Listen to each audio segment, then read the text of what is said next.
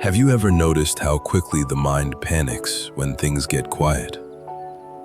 No calls, no messages, no plans. Just you, a room, and a long evening. And almost immediately, something inside says, "This is loneliness. Something is wrong." But I'm not so sure that's true. I think many of us call it loneliness when what's really happening is much stranger and much more important. We are finally left alone long enough to meet ourselves without distraction. That's not a small thing. Most people don't really know themselves, not because the self is hidden in some dark cave, but because we spend so much of life looking into mirrors, other people's opinions, other people's expectations, other people's attention.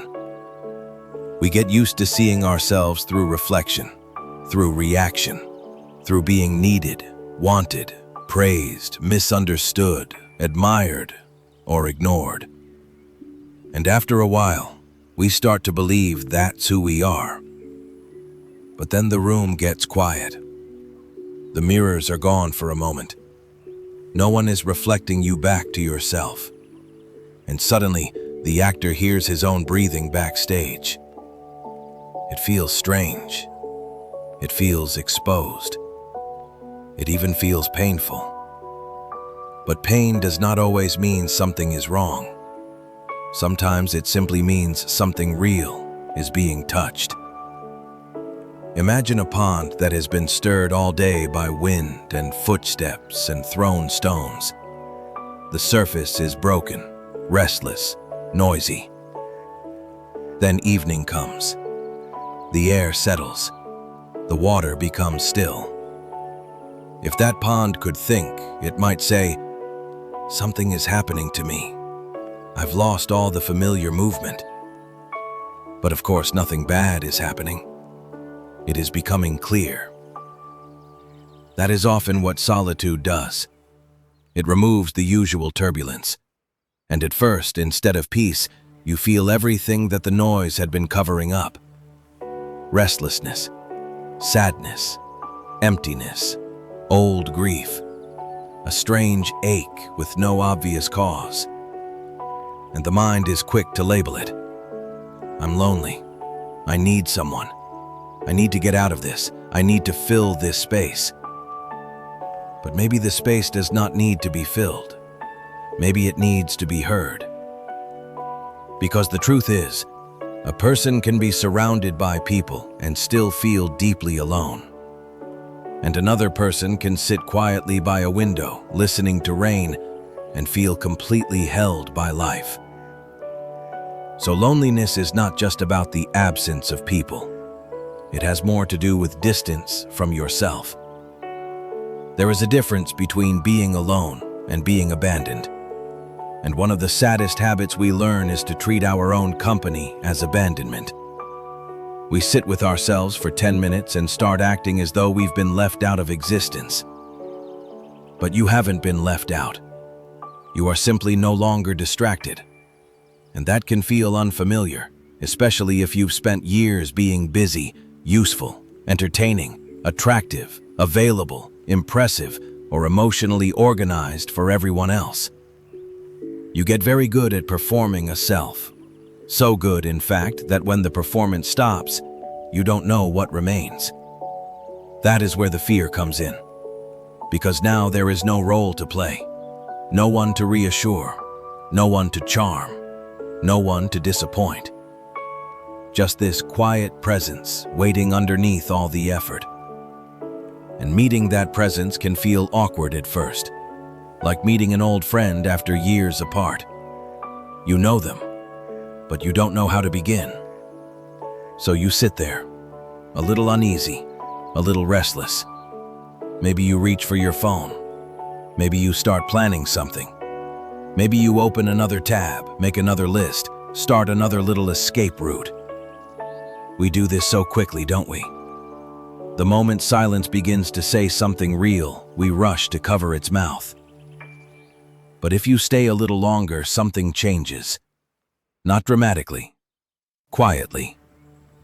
You begin to notice that the discomfort is not empty. It has texture. It has history. Beneath the ache, there may be fatigue. Beneath the fatigue, grief. Beneath the grief, tenderness. And beneath all of it, something simple and steady that has been there the whole time. You.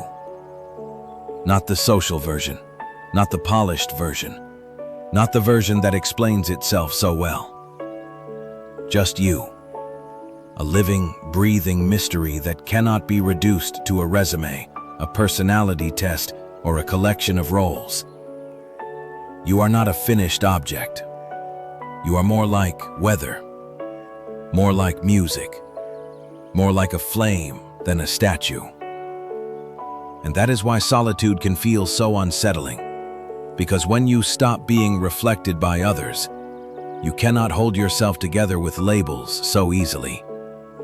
The usual story weakens, the costume slips, and for a moment, you don't quite know who you are. Good. That may be the beginning of something honest. So much of what we call identity is only habit in a nice jacket. We say, "This is just who I am." But often that means, "This is the role I learned to survive with. This is the posture I learned to hold. This is the version of me that gets accepted." Then life gets quiet, and the posture starts to soften. That softening can feel like loss, but it may actually be relief. A heavy suitcase set down at last. And yes, in that quiet, you may meet sadness. You may feel how long you've been running. You may realize how much of your life has been shaped by waiting to be seen, waiting to be chosen, waiting for someone else to confirm that you are real. That realization can hurt. Let it hurt a little. There is a clean sorrow that comes when you stop abandoning yourself. Not self-pity, not melodrama. Just the simple sadness of seeing how far you drifted from your own life while trying to become someone for everyone else. And oddly enough, that sorrow heals. Because what heals the split is not self-improvement, it is contact. The moment you stop fighting your own presence, something in you begins to relax. The body softens. The breath deepens. The nervous system, always scanning for approval or danger, realizes that for once, nothing is being demanded. You do not need to perform here. You do not need to be interesting. You do not need to fix this moment before you are allowed to live it. And from there, aloneness begins to change flavor. It becomes less like exile and more like space, like stepping into a quiet cathedral after the crowd has gone. The silence is no longer empty. It is full of your own breathing, full of your own inner sky, full of all the things that life has been trying to show you beneath the noise. You begin to notice small things again. Light on the wall, a sound in the distance, the way evening slowly settles into a room, the way a feeling rises and passes if you do not grab it too quickly and turn it into a story. This is where peace begins. Not because all difficult feelings vanish, but because you are no longer at war with them. And once you stop treating your inner world like a problem to solve, a quiet affection starts to grow. Not the forced kind. Not some cheerful speech about loving yourself. I mean something gentler. A friendliness toward your own humanity. A willingness to sit beside your confusion, your longing, your strangeness, and not flinch. That changes everything. Because when you stop rejecting yourself, you stop asking other people to do all that work for you. Love becomes lighter, less desperate, less hungry. You stop using people as mirrors or medicine. You stop asking them to rescue you from the room inside yourself. Then relationship becomes real. Then companionship becomes joy, not anesthesia. And even ordinary life begins to feel different. Making tea, sitting in the car for an extra minute before going inside, walking home at dusk, hearing your own footsteps, watching the sky fade. These are no longer empty spaces between meaningful moments. They are the meaningful moments. So the next time life gets quiet, don't rush so fast to call it loneliness. Sit there for a little while. Let the silence be awkward. Let the ache be there if it's there. Don't name it too quickly. Don't run from it before it has had the chance to show its face.